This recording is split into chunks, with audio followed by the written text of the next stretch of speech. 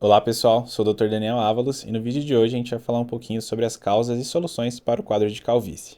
A calvície é o nome que a gente dá para o quadro de alopecia androgenética, que acomete principalmente homens, mas ultimamente tem acometido também um número significativo de mulheres. No consultório, a prevalência de calvície é predominantemente em pacientes do sexo masculino. Quais os sinais para a gente identificar essa condição?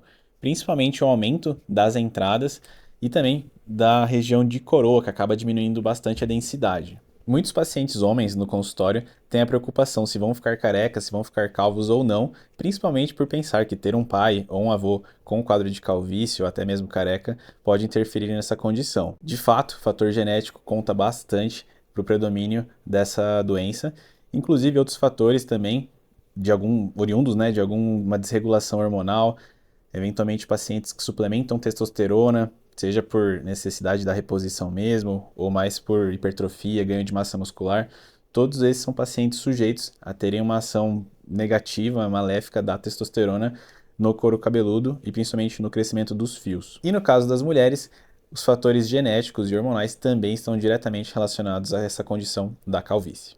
E assim, o diagnóstico da calvície se dá através de uma avaliação clínica detalhada, com a avaliação de antecedentes familiares para a calvície, eventualmente o uso de medicações injetáveis de reposição hormonais, e também a avaliação dermatoscópica ou tricoscópica do couro cabeludo. Nesse caso, encontraremos principalmente fios miniaturizados, que são fios característicos principalmente do quadro de alopecia androgenética da calvície. Uma vez realizado o diagnóstico correto dessa patologia, os tratamentos podem ser feitos através de suplementações via oral e também tópicas, aplicações locais no couro cabeludo. Usamos geralmente medicações com base no minoxidil e no bloqueador de DHT, um bloqueador hormonal, no caso a finasterida ou a dutasterida. Há também tratamentos naturais com base no sal palmeto, que eventualmente diminui qualquer efeito colateral que outras medicações, que outros bloqueadores de DHT possam ocasionar.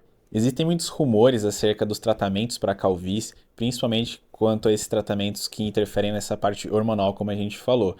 Muitos pacientes acabam pesquisando na internet os efeitos colaterais e adversos do uso de finasterida e dutasterida e acabam abandonando o tratamento por medo de algum acometimento de impotência ou de diminuição do libido. Diante disso, é fundamental que cada paciente tenha o seu tratamento individualizado, respeitando todas essas condições que o paciente eventualmente tenha ou proponha, lembrando, fazendo algumas ressalvas também, as circunstâncias onde não poderemos utilizar essas medicações. Então, pacientes que tenham eventualmente algum acometimento prostático, urológico, pacientes que desejem ser pai, também devem ter uma ressalva quanto ao uso dessas medicações, sendo assim fundamental a avaliação com o especialista. Os resultados dos tratamentos com a terapia oral são promissores, dependem um pouquinho também da disciplina do paciente em tomar as medicações corretamente. E além disso, temos terapias complementares, como a intradermoterapia, mesoterapia capilar, o MMP, que são infusões diretamente no couro cabeludo de algumas medicações, fatores de crescimento, vitaminas, que auxiliam nesse crescimento de novos fios. Além disso, em alguns casos, é indicado o transplante capilar, também sendo necessário tratar a área doadora antes de qualquer procedimento mais invasivo. Muito frequentemente no consultório, alguns pacientes já vêm em primeira consulta de tricologia desejando fazer um transplante capilar, sem ter nunca ter feito nenhum tratamento previamente.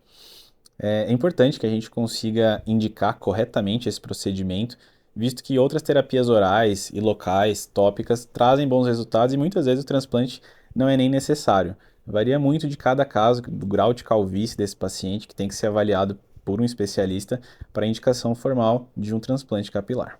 Você tem medo de ficar careca ou tem muitos casos de calvície na sua família? Escreva nos comentários, vamos conversar um pouquinho sobre isso.